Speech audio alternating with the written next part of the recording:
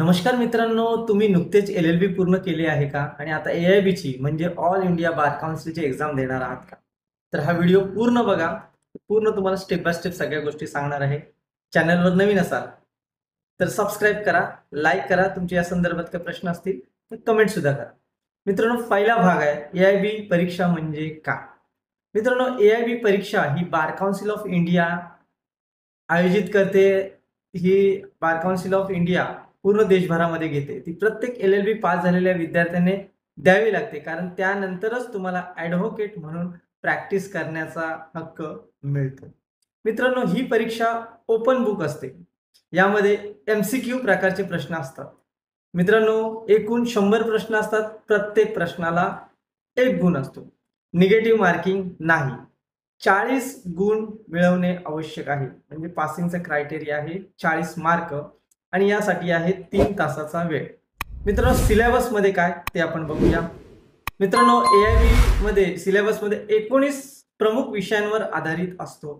त्यामध्ये constitutional law, IPC, CRPC, नंतर येतो एव्हिडन्स ऍक्ट, त्यानंतर आहे कॉन्ट्रॅक्ट ऍक्ट, नंतर आहे specific relief act, transfer of property act, त्यानंतर कंपनी लॉ, फॅमिली लॉ, त्यानंतर insolvency and bankruptcy code, civil procedure code, law of tort, professional ethics and bar council rules, public interest litigation, त्याला PIL असे पण म्हणतात, administrative law, cyber law basic, त्यानंतर आहे environmental law.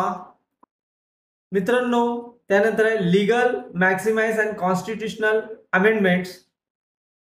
अभ्यास कसा करावा? मित्रांनो, सुरुवात करा कॉन्स्टिट्यूशनल लॉ, क्रिमिनल लॉ पासून हे 25 प्रश्न येतात. दररोज 3 तास अभ्यास केला तरी पुरेसा आहे. पहिला तास कॉन्स्टिट्यूशनल आणि IPC आणि CRPC करा.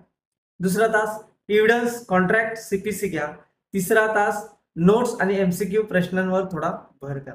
मित्रांनो, समजून घ्या, AIB ही समजून घेण्याची परीक्षा आहे, पाठांतराची नाही. तुम्ही बेअर ऍक्ट सोबत काम करा, कारण ही ओपन बुक एक्झाम आहे. मित्रांनो, रिसोर्स तुम्ही वापरू शकता. बार काउन्सिल ऑफ इंडियाची ऑफिशियल वेबसाईट आहे. युनिव्हर्सल गाईड, लेक्सिसच्या नोट्स आहेत. लास्ट 5 वर्षाचे तुम्ही क्वेश्चन पेपर तपासू शकता. मित्रांनो, bare acts with highlights notes या सुद्धा असतात. मित्रांनो, पाचवा बघूया आपण, नोट्स आणि स्मार्ट स्टडी कशी करावी. बेअर ऍक्ट मध्ये शॉर्ट टॅब्स लावा, इम्पॉर्टंट सेक्शन्सला मार्क करा. प्रत्येक विषयातील फ्रिक्वेंटली आस्क क्वेश्चन काढा. मित्रांनो, दररोज 20 MCQ क्वेश्चनचा सराव करा. रिव्हिजनसाठी ओपन पेज नोट्स घ्या, बनवा. प्रत्येक विषयासाठी फक्त सारांश घ्या. युट्यूबवर पास्ट जे पेपर्स असतील त्यांचं अनालिसिस करा. मित्रांनो, उदाहरणार्थ संविधानिक कायद्यामधून वारंवार विचारण्यात जाणारे प्रश्न 14, 19, 21, 32, 368, IPC मधून सेक्शन 299, 304, 307, 400, 420, एव्हिडन्स ऍक्ट मधून 3, 8, 13, 12 असे तुम्ही इम्पॉर्टंट क्वेश्चन काढा. मित्रांनो, परीक्षेच्या दिवशीची तयारी कशी करायची? तुमचं ऍडमिट कार्ड आणि ID कार्ड प्रूफ विसरू नका. 2 पेन, बेअर ऍक्ट व्यवस्थित लावा. बेअर ऍक्ट व्यवस्थित 1 to 1 लावून द्या.